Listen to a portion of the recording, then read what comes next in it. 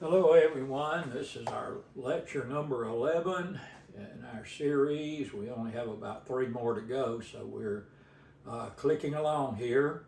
Today we want to talk about a couple of things, but in the beginning we'll speak about catacombs. That's one of the first things we discussed when we started this discussion on tombs and all. We talked about this one day in class, if you'll remember, but today because Finnegan is working here, we're going to go and talk about this, and then from there we'll move to Corinth and then on to Rome with Paul as he continues his journeys in the book of Acts. So today we'll talk about catacombs. This word is a kind of an unusual word. We think that it comes from probably catacumbus, is a word, 2 words that have to do with near or beside the quarry, the rock quarry. We know that it's first applied to an area that's 2 or 3 milestones on the Appian Way. That's the way that comes up from Ostia on up to Rome on the western side of Italy. And so we think this is probably where it came from.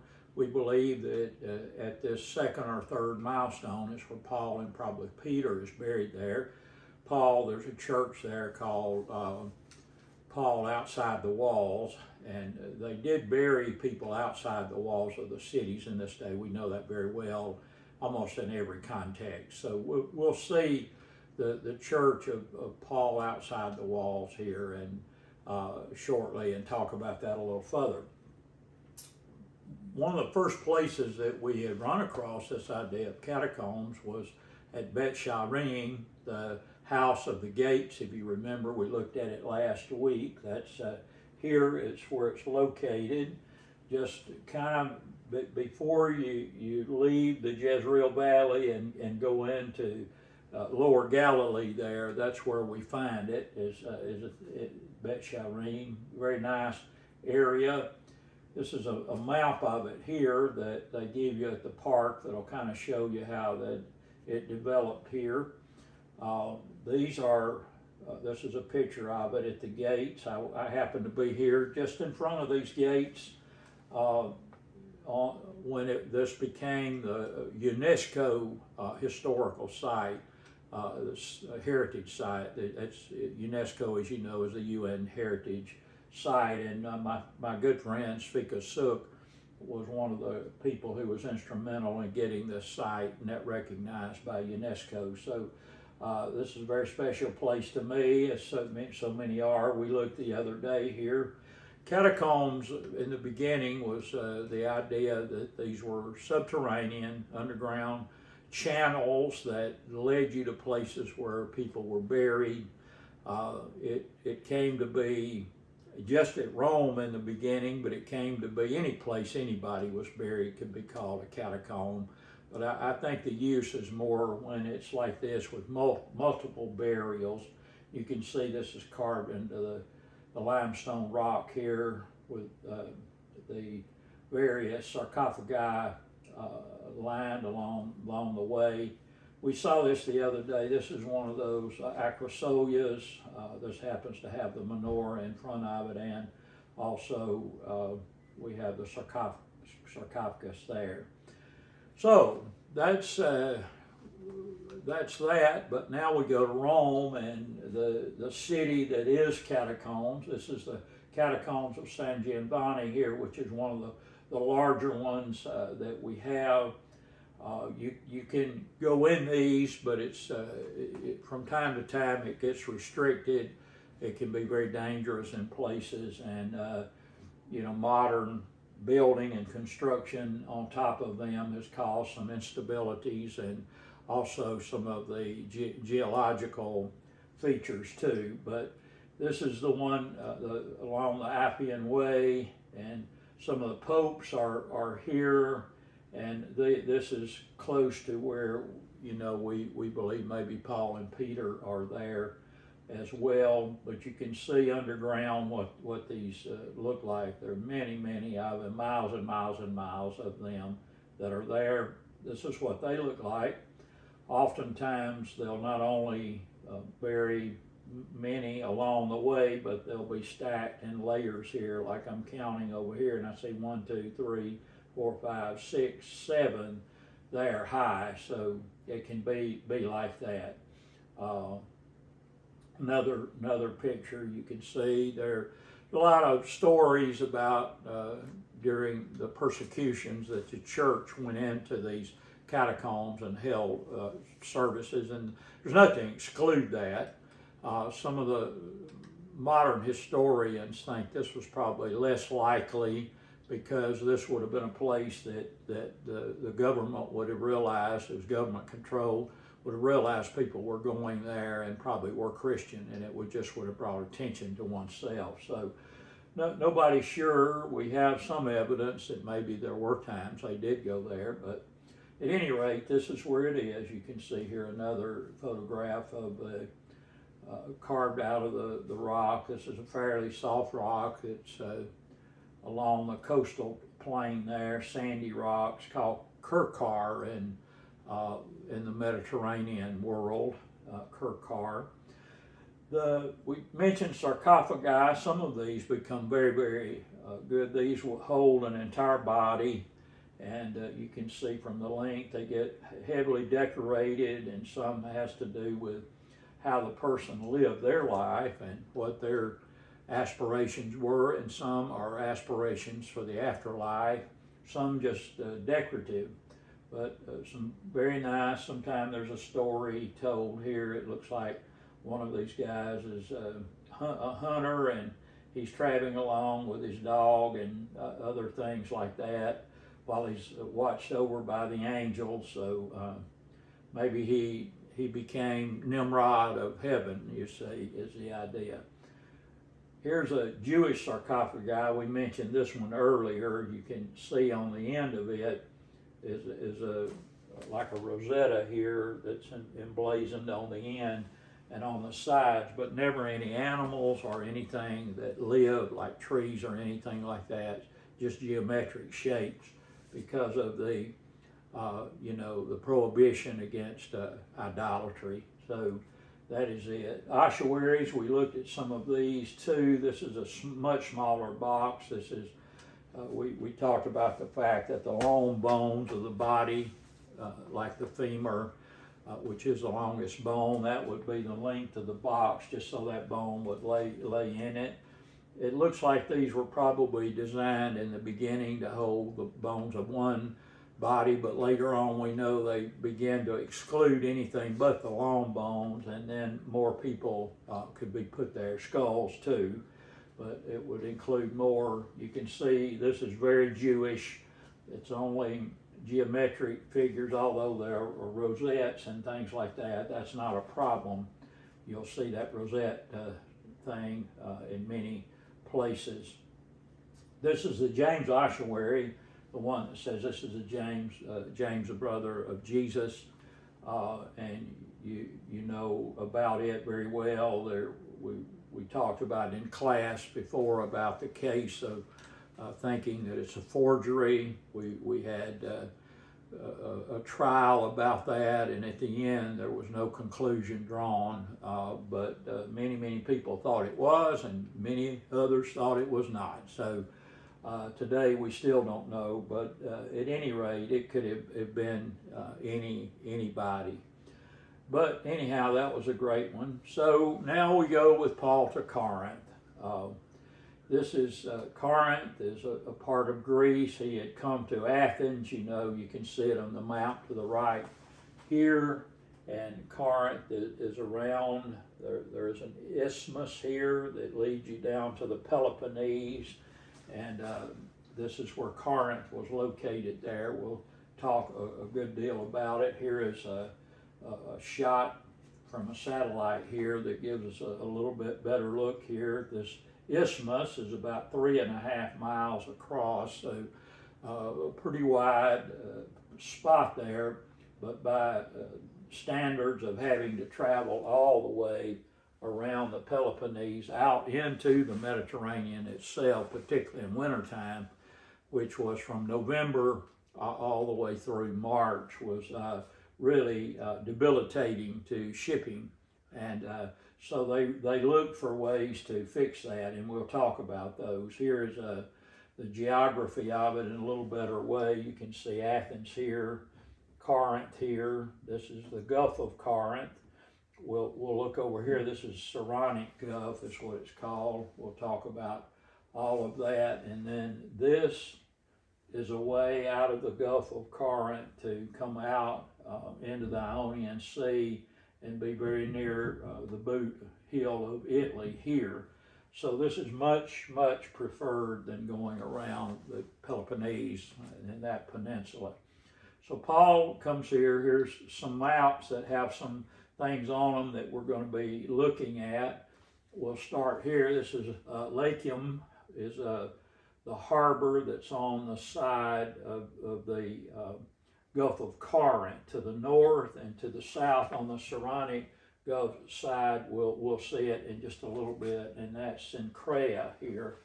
And this is, Paul will leave from Corinth through this harbor. He'll take a vow and head on his trip back to Jerusalem through Cenchrea.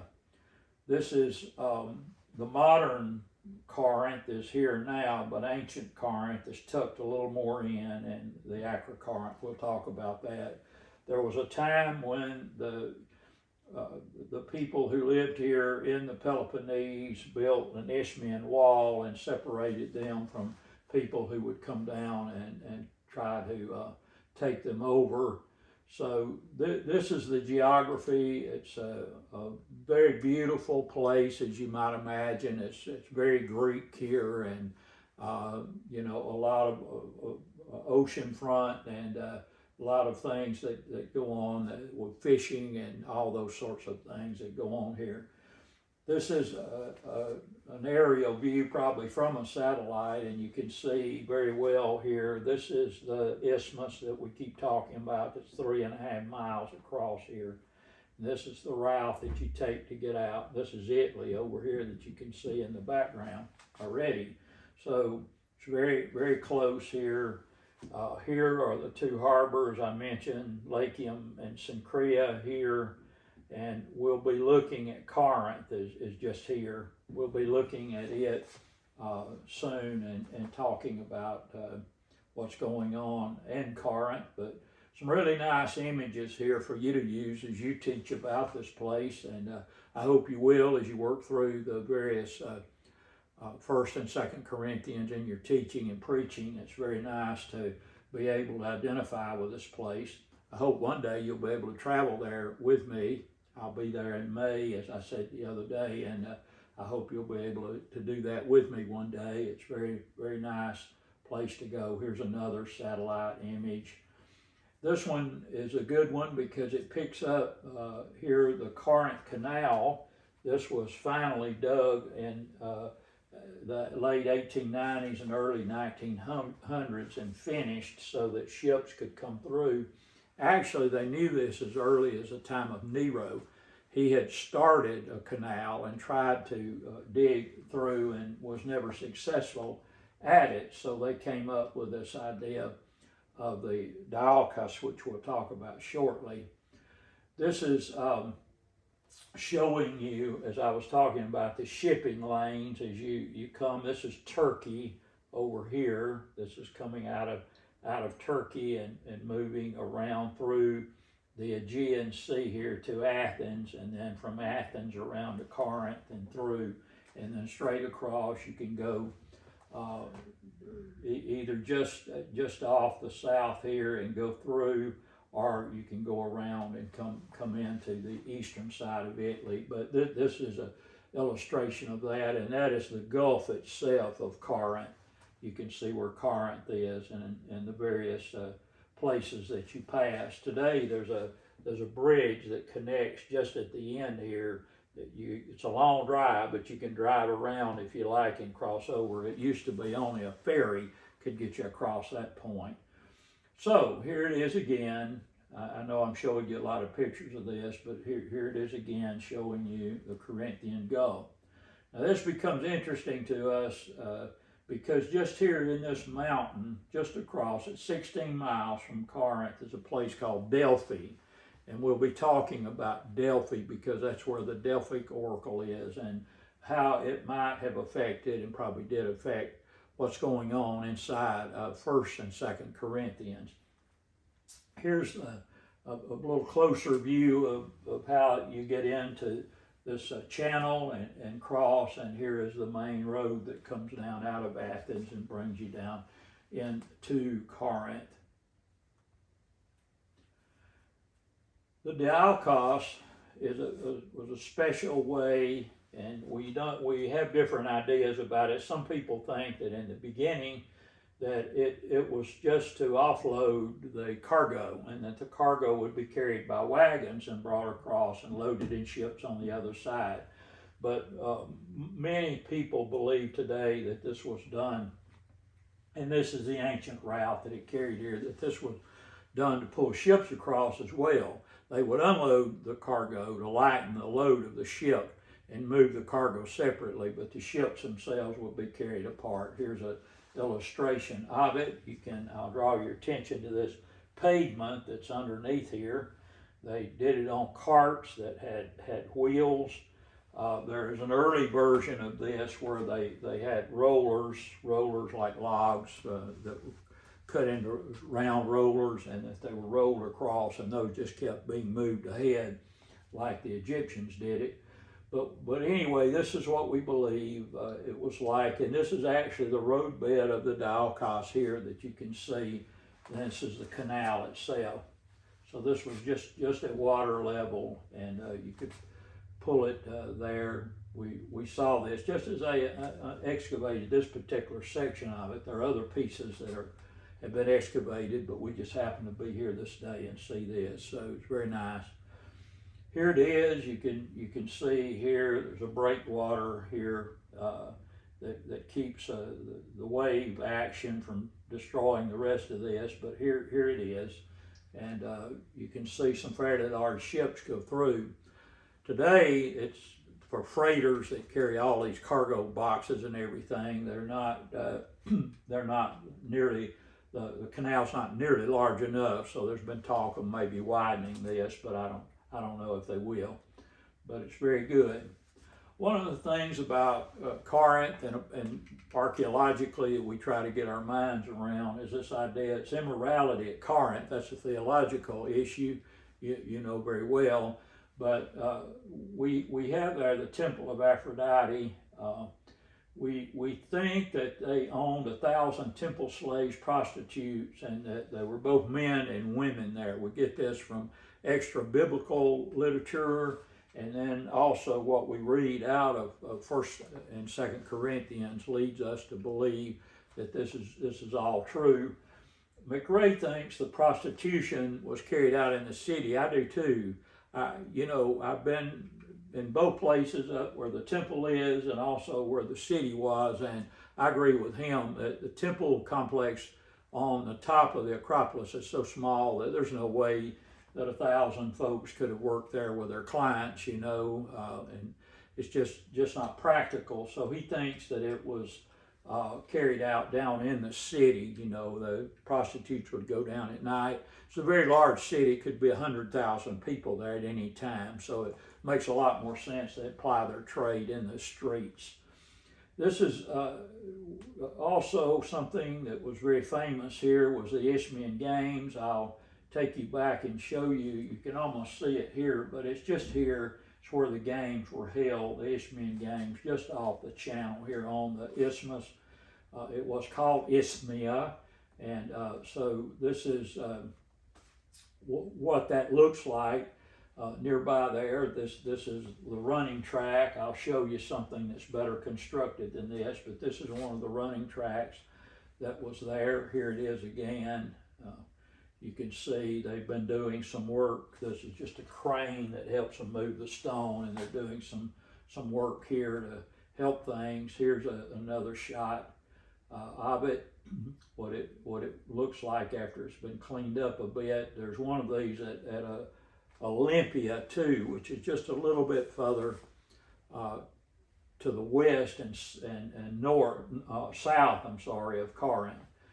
This is staged race that they did here. And what we know about, we have all this that has been excavated that showed this line where we believe this is the starting blocks, and then we saw how these work. So someone worked out the details of this to see how it is done. You can see here that there is this device that pulls the rope up that comes against these posts that are here. When they get ready and say go, everybody run. What they do is they drop this. This is weighted in such a way that it drops down, and then the runners are able just to sprint across the top of it and, run the race. It'd be my luck, I'd probably trip, but this is what it looked like. This is running near where it's called the Bema 2, but it was the place where the officials sat and watched the race and looked for the winner.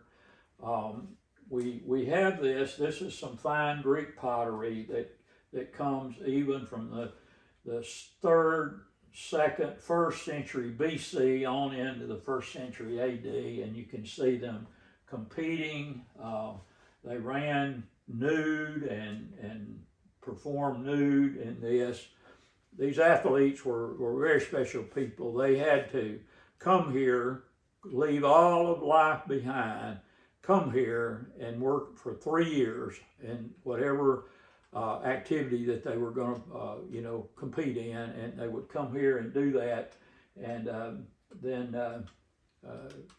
all, as Paul says, for the crown that would go away. It would not be. It was a crown that was not eternal, and so we see here some wrestlers and people who fought and some of the things that they did. There's a lot of this sort of art around that gives us an idea about how it was. And this is an inscription that says Ismia on it. This was Ismia, and this is the crown that was made from the green foliage of the trees there, the Stephanus, as it's called, the crown of victory. So this was what it was like, and this is an illustration of that. So 3 years for that. Amazing, huh? But the bragging rights were amazing. These people who did this we treated probably like we treat our professional athletes in the world today. We make heroes out of them. This is Corinth. This is the area, the Roman area here that heads over to Corinth. This is up near the Isthmian part of this, but you can see the wall that circled around here and leads us over to ancient Corinth. We'll look further along there. First, though, we'll mention that there was a Jewish presence in Corinth. That may have been what drew Paul there in the beginning. There was we found this is a lintel that was over the doorway of the synagogue that says that, synagogue of the Hebrews. You can even see it here. So, synagogue of the Hebrews. Paul arrives in Corinth, we believe, about 49. He's there 18 months, and it's not the last time he's in this area. We'll talk about another place shortly, but 49 to probably 51 he's here. We know this from an inscription that we have from the Gallio or Delphi inscription. We'll look at it. It was called Colonia Laus Eula Corinthensis is what the name of the place was, just Corinth. This is what the Romans called it. They had come here. They destroyed it in 146, but then after Julius Caesar came to power in 46, they rebuilt Corinth as a Roman city, and that is what Paul comes to, is that. This temple, however, this is a temple to Apollo. This is one of the oldest and best preserved Greek temples that we have, and it was not disturbed by the Romans, and it's just part of the site that you see. This is the Acrocorinth is what this is called, the Acropolis of Corinth, and this is where the temple to Aphrodite is located up here, just about where my finger is. You can kind of see the wall around it as you look there. There was a sanctuary to Asclepius here.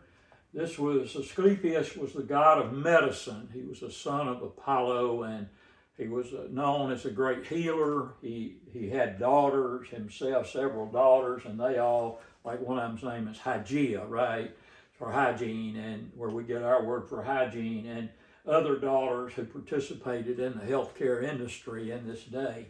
These are images, pieces that are made, and these represent either the place that the person is injured or sick or desires to be healed in that place. And these are different body parts and things. So they knew what they slaughtered animals, so they knew what livers looked like and hearts looked like and things like that. So whatever was bothering them, they would shape that piece. They would bring it here, and then they would spend a night in the sanctuary, at least a night, many more than that, but there. And what they like to do is to the priests and priestesses that work there would like for you to have a dream, and then the next morning you would tell that dream to them, and they would understand then what the gods were directing them. They would interpret that to understand what the gods were saying to do for you so that you could be healed. Many of these Asclepions, and we'll look at where some of those are here in just a second, but many of these had, the buildings were built in such a way that they had, like we put air conditioning vents in, they put openings where people could come along, and during the night they could speak to you and talk about, oh, you're doing so good, and, oh, this is wonderful, and all of this, as if God was talking to them. And what they were trying to do was put them in a state of mind where they could dream, and then, be able to come up with these cures. I suspect that some of this was disturbing them in the night, where they could not get in a deep sleep, so they would dream. And we know today that that's probably scientifically the reason. Maybe they knew that too, who knows. But this is Asclepius. It's very famous, and there was an Asclepion here at Corinth. The Asclepions, for instance, we know the first century pool of Bethesda that we looked at in Jerusalem, that's famous from John, description in John 5 about the man who was there 38 years. We know from 1964, when the archaeologists excavated that pool, that's what it was. It was an Asclepion. So this was a very interesting understanding. The place that is considered the head of all of Asclepius's work is Epidaurus. It's in the northeastern Peloponnese. We always go there on our tours. We go there and look. There's a very famous temple to the god there that's dated around the 4th century BC. And so this is a very nice place. Another one of these is on the island of Kos, and it's important to us because this is where Hippocrates, who is the father of medicine, started his career there. And when you go there to Kos, to that temple, they'll tell you that story about him.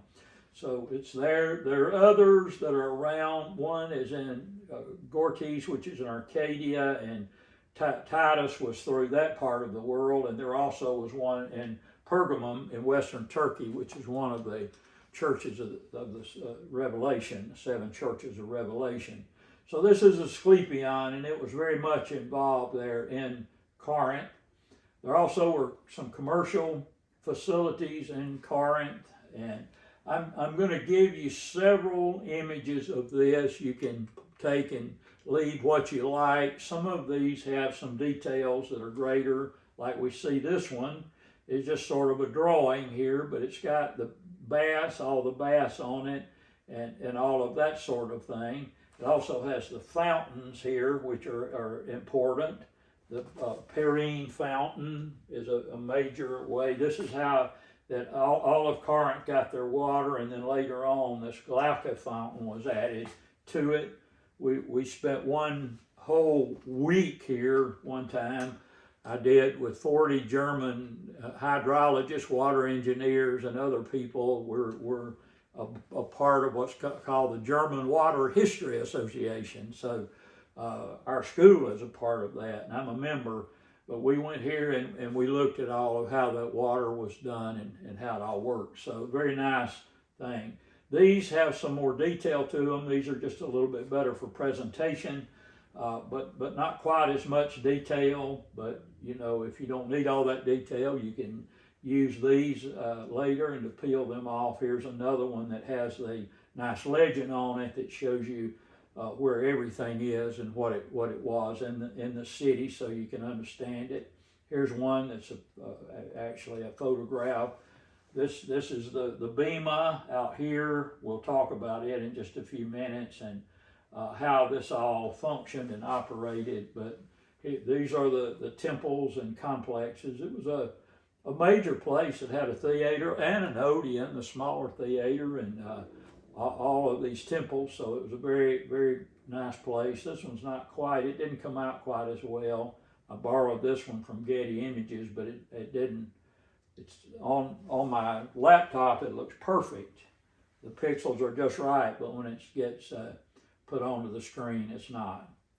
This is the Erastus inscription, very interesting inscription, and you know, for people who have trouble and difficulty believing that the Bible, particularly New Testament, is historical, this is the sort of stuff that really drives them nuts, because Erastus' inscription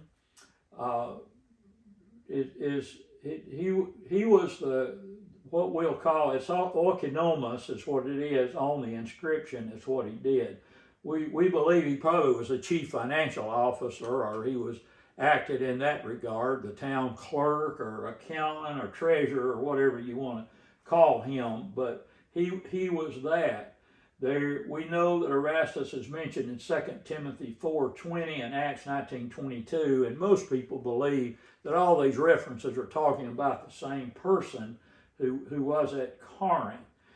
In 1928, when they first began doing some work here around Corinth, and then in 1947, fragments of these inscriptions were found and then put together. They were near the theater there at Corinth, and they mentioned Erastus. And nobody really can come together on the dating, because there's really not anything there to date it. Sometimes they try to use the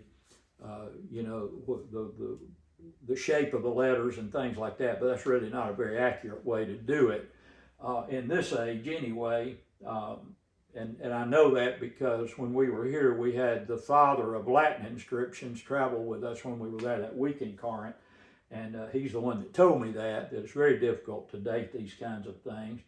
But it is, we believe, dated to the 1st century, and it says Erastus, in return for his aedileship, paid it at his own expense. An aedile is a person who took care of temples and public buildings. So he had the funds and had the means to take care of all things public. That's why city treasurer fits probably better than any. This is that inscription, the Erastus inscription. Then we talk about the Bema. This doesn't help you much. The red arrow is pointing directly where it is. Here is the ruins of the Temple of Apollo. We're looking from the Acrocorinth down into the city. This picture's taken from above, down from up there down. And this is the Bema looking back the other direction towards the mountain. But this is what's left of the Bema. It would have been a structure that would have columns and all that, roofs and everything on it, but not much higher probably than this. But this is a very important place. This is where Gallio, the proconsul who was here from 50 to probably nearly 52, 51, 52, was here. He was born 5 BC and was around to 65 AD, so pretty long life. He was a Roman senator, and he was brother of Seneca, the famous writer, Roman writer. Gallio in 51 AD, while he was the suffect council is a word for it. Proconsul is what we usually talk about because that's how the New Testament mentions them. They're either proconsuls or something like that of the Roman Empire, was here at 51 to 52, and he's the one who dismissed the charges. The Bible calls him by name and says he dismissed the charges against by Paul that the Jews that were here in Corinth had brought against him because they said he was not obeying the Mosaic law. But Gallio said, I have nothing to do with that. This is a Roman court. I have nothing to do with religion. And he dismissed the charges while he was speaking from the bema there at Corinth.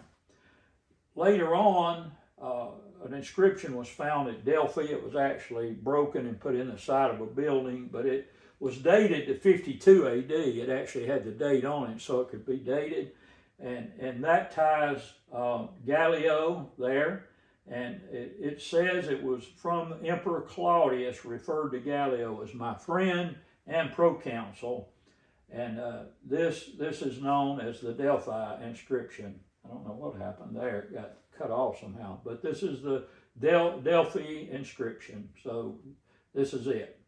This is looking from the top of the bema. This is about the elevation of where they would have sat. They've reconstructed a part of it looking out and down on the crowd.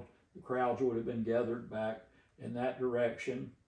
You can see this is a street. The bema is over here, and this is the street that comes down and would have gone to Cenchrea. And there also is a road that went to Lechium. So this is the place. These are the roads that I'm talking about. There would have been one that went here and then one that went out to Cenchrea. So these are those harbors. This is off of Lechium to the north. And this is the one that's off to the south that goes into the Saronic Gulf. This goes in to the Gulf of Corinth. There are ruins there that are out that are part of, most people believe, probably something as early as 1 BC, the first century BC, pier and stuff that had been carved out of rock and created there. This is, again, these places and the relationship to Corinth, or those harbors. Again, you see them here. This is the one, this is the Gulf of Corinth. This one goes back to the Saronic Gulf here. Nice, very nice pictures. This is what the one that is on the Saronic side, Cenchrea, where Paul would have sailed from.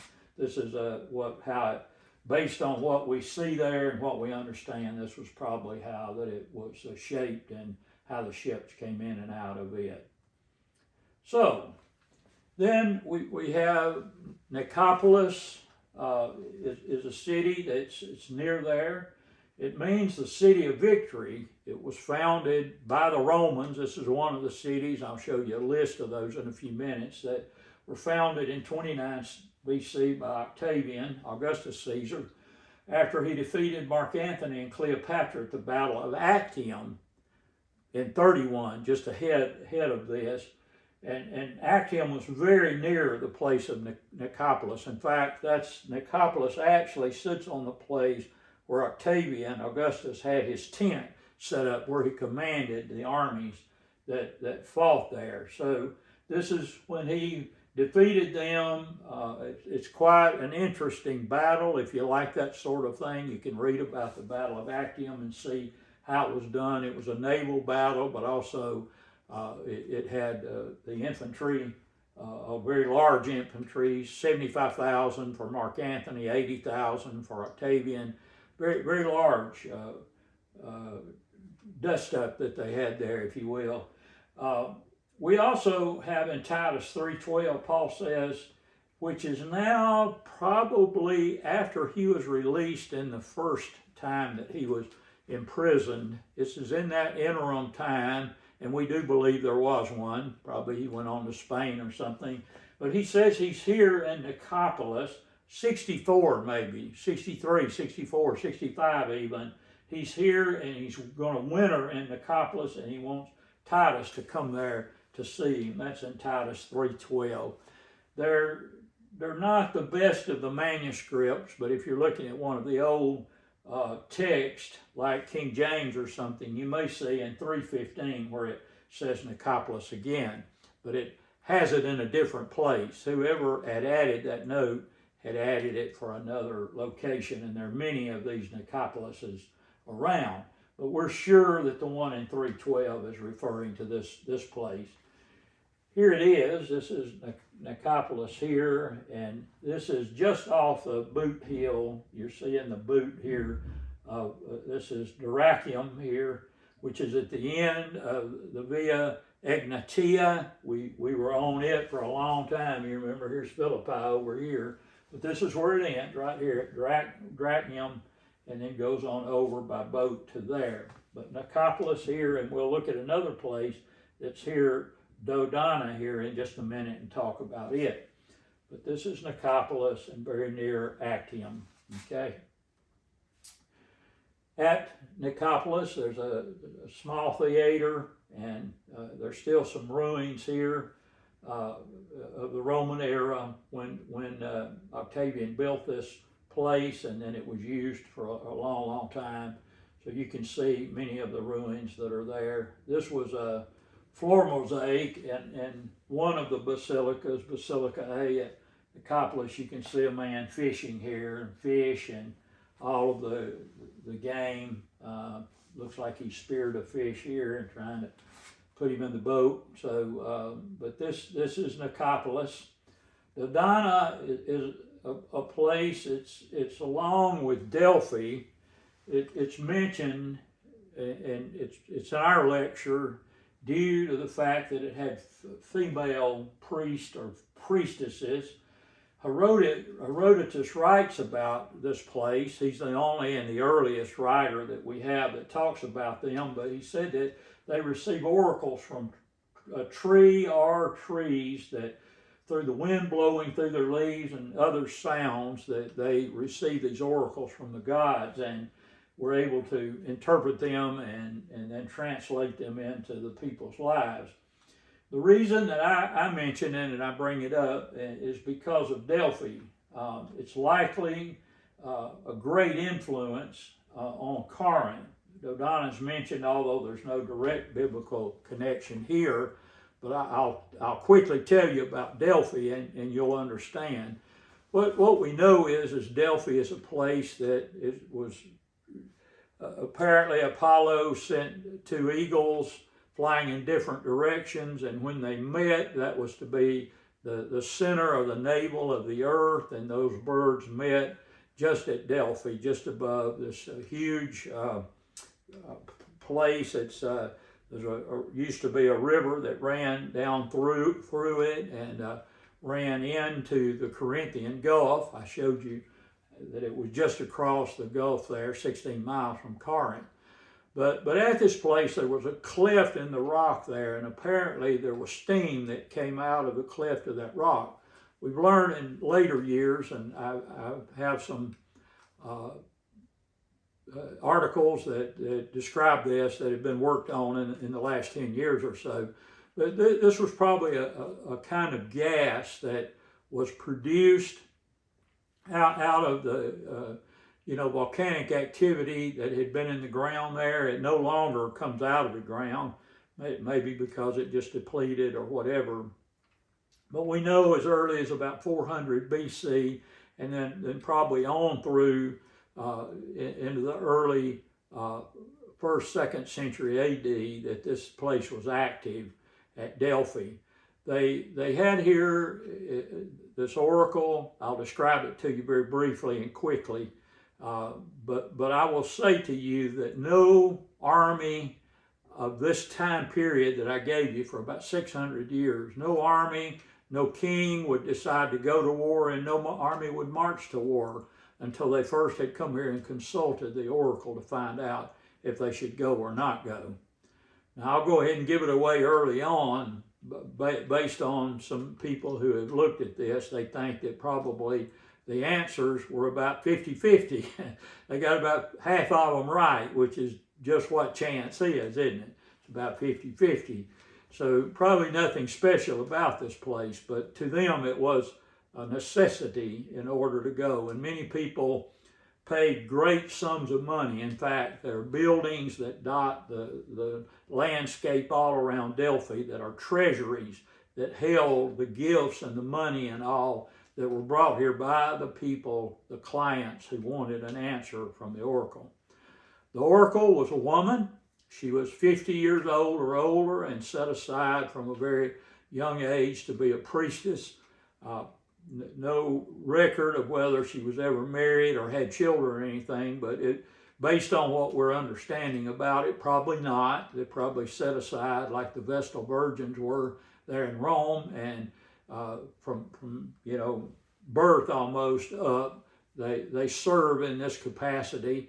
They have to be 50. Nobody understands that exactly, except maybe these were ladies who had already gone through the change of life, and maybe they considered that in some way for purification rites or something. We don't know.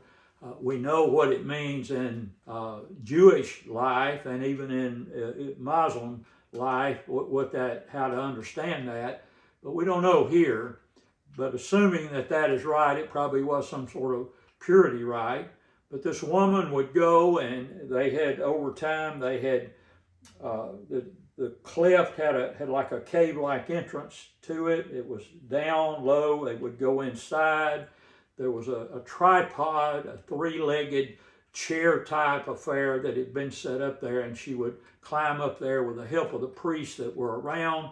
She would go into the mist that was coming up, and then she would begin to have these ecstatic utterances.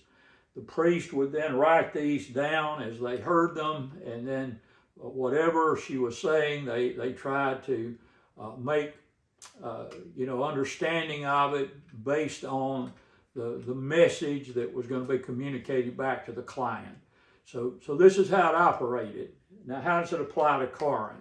All right, if you go back and look in 1 Corinthians, and in some of the stuff we have these arguments about what in the world is going on at Corinth. Is it local? Is it general? Some of the things Paul teaches, but this makes it very local. The problem with women speaking in the church is this oracle.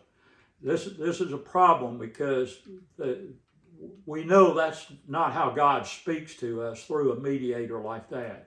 We have one mediator and one alone, Jesus Christ, the Son of God, and He speaks to our hearts through the Holy Spirit. So this was a problem for Paul theologically, not because they're women, because of the nature of how this came through, and these women were trying to usurp the authority in the church based on the fact that they were identifying with this oracle. Also, there in Corinth, there's this problem with ecstatic languages. We say tongues, but this ecstatic language, and Paul is quick because he knows that this is something that probably Satan is trying to duplicate, because he knows there is a gift of such a thing as tongues.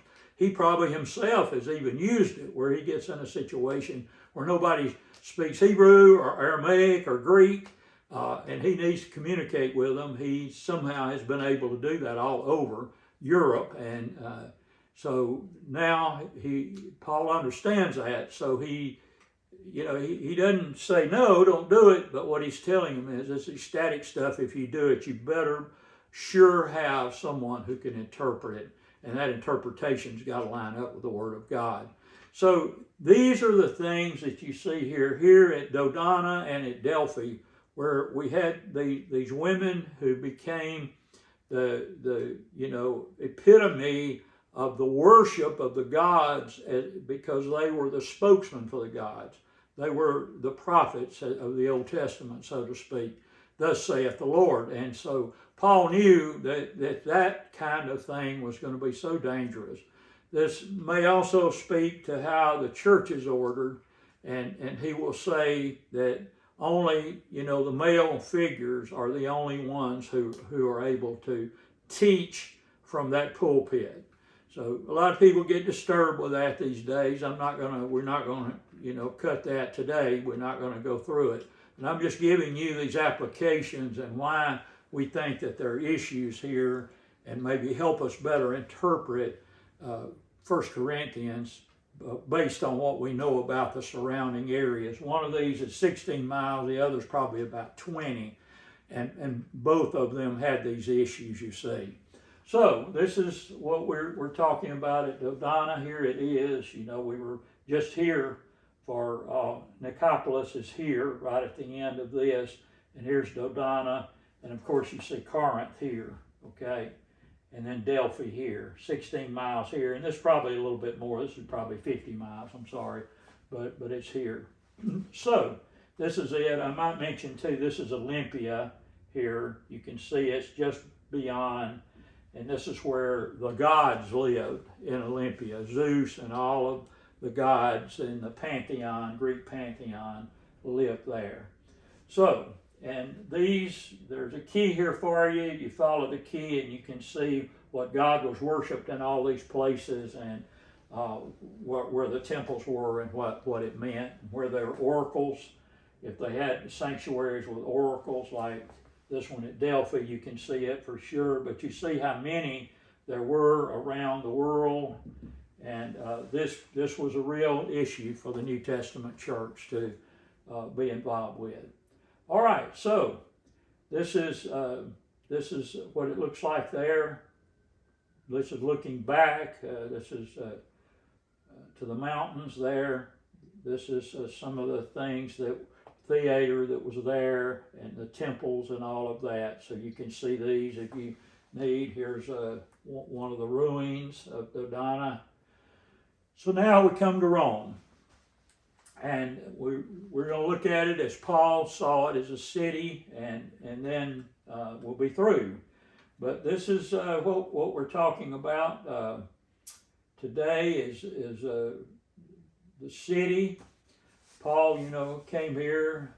Acts tells us very well his route, his journey, and how he came to be in Rome.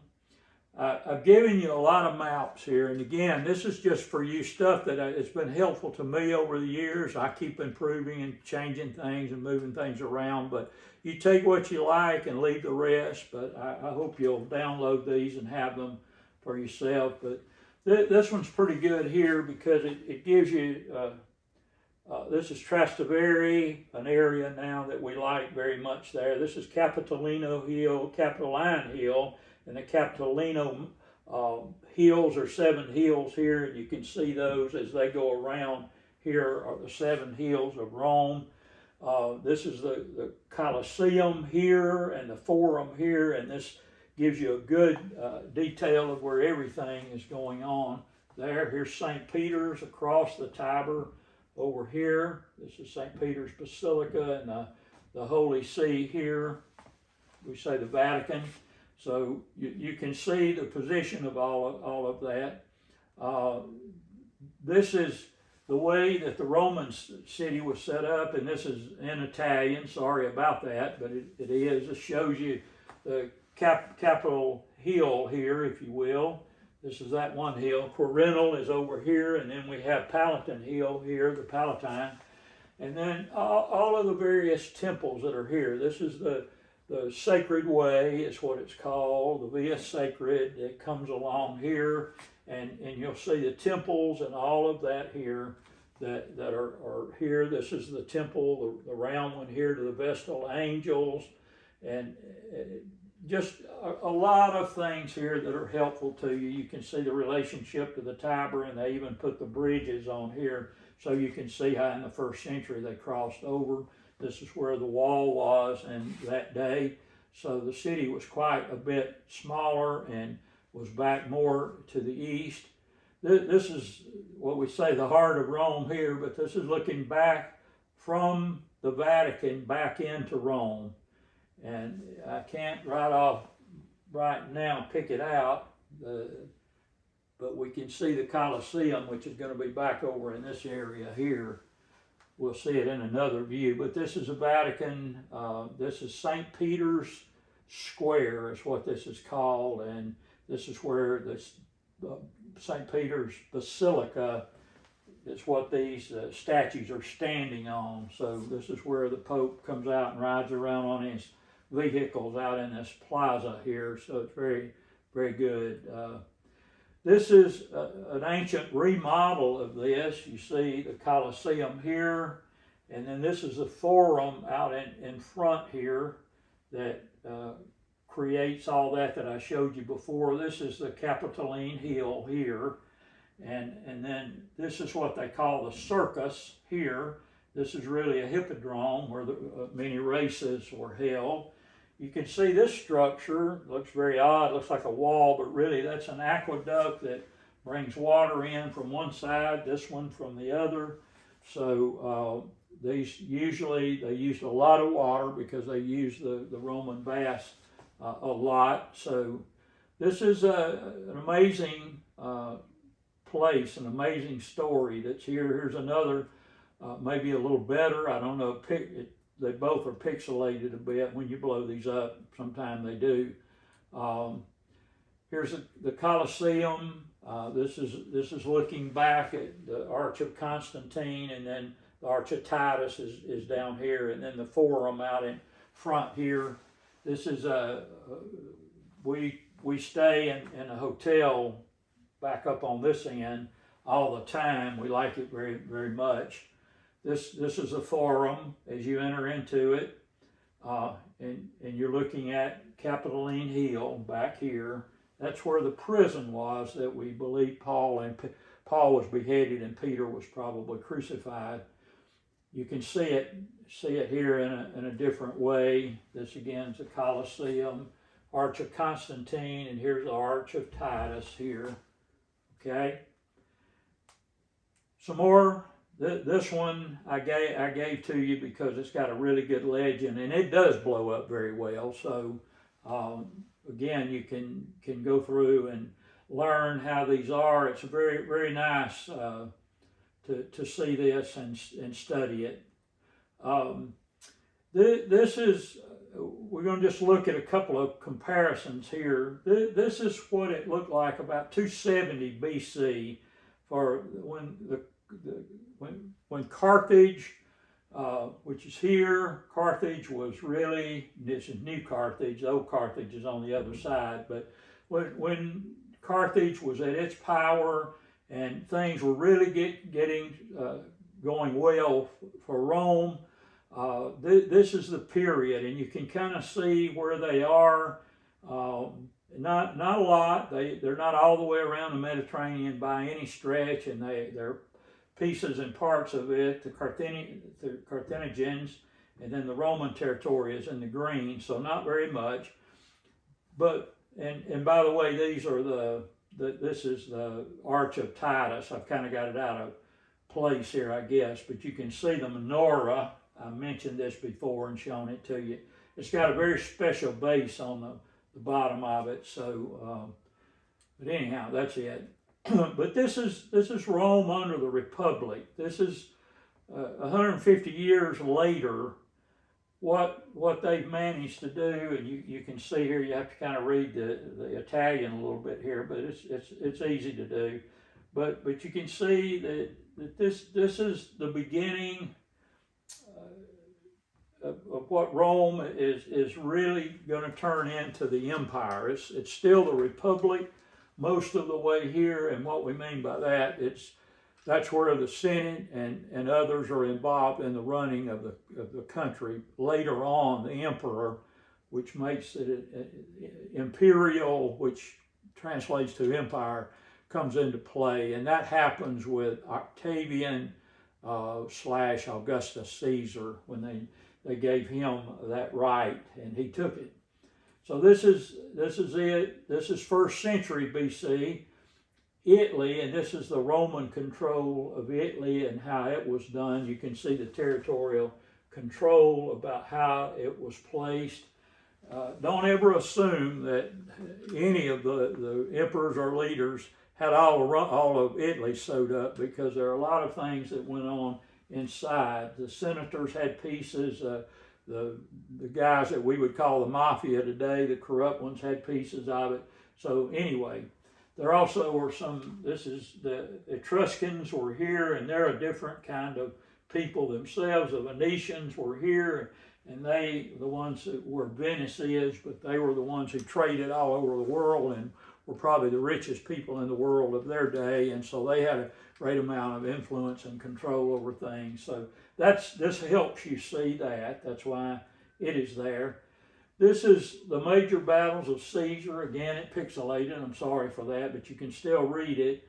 And this is how Caesar, and we're talking about Julius Caesar here, and how he was able to move through by using the military to gain all of these places. And so you'll see, you have to look at the outline. The water's not colored, so you have to pick out the various outlines of the shoreline to see it. But he fought all over the Mediterranean basin, and this is Roman provinces are in the green, and then the client states that he depended on are in the other color. So anyway, this is a really nice, this is what set things in motion, first to be a republic, and then later for Octavian, who inherits basically what Julius Caesar had set up. He inherits that and then is able to take it to the imperial state. Here is the Julio-Claudian family tree, and you can see here, here's Julius Caesar, here's Augustus Caesar, here's Tiberius, here's Caligula, Claudius, and Nero. And you can follow that out and take a look at that. If that drives you nuts trying to figure all that out, here's one that's a little bit better. You can do it by color and follow Caesar here. And this is Augustus and Julia. And then these others, these are by descent, direct descent, by marriage, or by adoption, or the dotted lines. And there were many adoptions made. Even Augustus was not the son of Julius Caesar. He was adopted by him. So this is another way to break it out and look at it. There's some charts here that give you various ideas about how they sort it out. But this one's not bad, and you can read it. Then came the Flavians, the Flavian dynasty, and that begins with Vespasian, Titus, and then Domitian. These are sons here, of course, and we'll follow through here. You can take a look here. It's an easy way, but you can see their family as well and where they come from. So you can chase that back and connect it back to the Julian people, okay? So the Flavians were very people-oriented, you know. They finish up the Colosseum here, 70, 80 AD. They take the temple down in Jerusalem, rob it, basically. It's the spoils of war, but they take it and they bring all of that treasure back here and then use it to finish this. This has been started back in the time of Tiberius, but it is finished up here, and it's even built over what was Nero's Golden Palace was the location here. It was not just a place they chose. It was to cover up some of the foolishness that Nero had done and wash that all out of the picture. This is Imperial Rome. We looked, and this is under the Julio-Claudians. This is how, when it went to them, this is Augustus and all, how large that goes. This is a good map too. It's got a good legend on it, so you can see it in color. And this is another one. This is the Roman Empire about 30 BC. Okay, we know this is just heading into what will be Octavian's time. This is when he really begins to work, and so this is what you see. It looks like then these spotted places are just things that are tentative so far. They have outposts and things like that, but not quite there like in Germany. But here is under the Flavians. The other one, as you saw, this is under the Julio-Claudians. This is under the Flavians. and you see they've taken Britain over now, and they've solidified everything. They've got everything, all of North Africa, all the way around to Gibraltar, all the way around the basin. They've drawn a line here so they can protect themselves from the Iranians, the Parthians that have troubled them, and others. And so now they're pretty well set. And then things begin to fall apart. There are special this is in Rome. Things begin to fall apart. I'll show you in a second. I thought it was the next slide up, but I had put this one in. In Rome, there are some special places that you want to look when you're here. The Tivoli Fountain, Canopus, Mamertine Prison. It's also called San Pietro and Carcer, which is Peter in chains. Okay, the Church of St. Peter, the Church of St. Clement. This is a very important place that we have. It's an archaeological site, many feet under the ground, that take us down to first century Rome. The Church at Santa Pudenzzania, you have to say that real quick. There are some paintings and mosaics that are on the wall there that tie us directly to Jerusalem and the Madaba Mount and the Church of the Holy Sepulchre. And so someone who had seen that when it was still standing had done that work, and it's very important. And then there's the Church of St. Paul outside the walls that I mentioned earlier. I'll show you that in just a minute. This is Mamertine Prison. This is where it is. You're seeing the name here up close, but this is the building.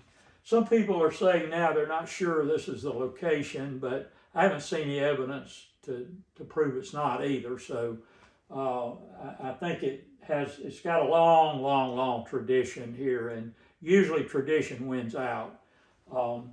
This is the Church of St. Paul outside the walls. This sits just 2 or 3 miles from Ostia as you come in to the city, and this would have been outside the city walls at the time, and this is where tradition has it. It's actually, the tomb is behind all of this. It's back inside.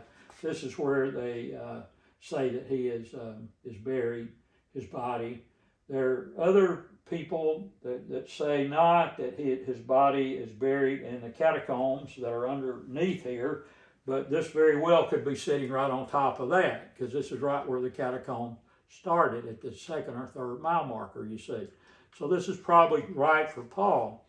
Now Peter, they have excavated in the last 10, 12, 15 years anyway, I lose track of time, but they've excavated down where Peter was supposed to have been. And indeed, they did find 1st century ruins and a tomb, and they're fairly certain that this is probably where Peter was. And all of that's under the St. Peter's Basilica. You know, you can go down and go almost down to that level where it is and see the tomb.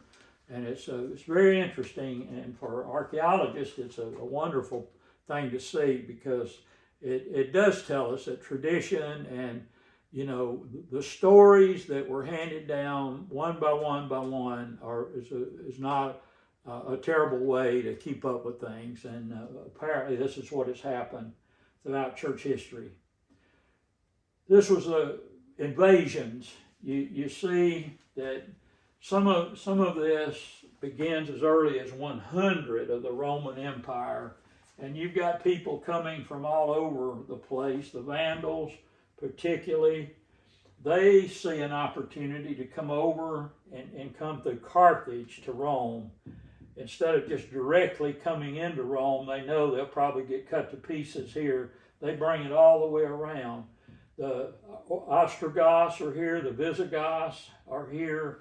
So this is an amazing thing. And you know, by about 450 AD, Rome falls. The Western Empire falls, and everything then moves out to Constantinople and will stay out there until about 1453, when the Muslims swallow them. So this is a good chart, I believe.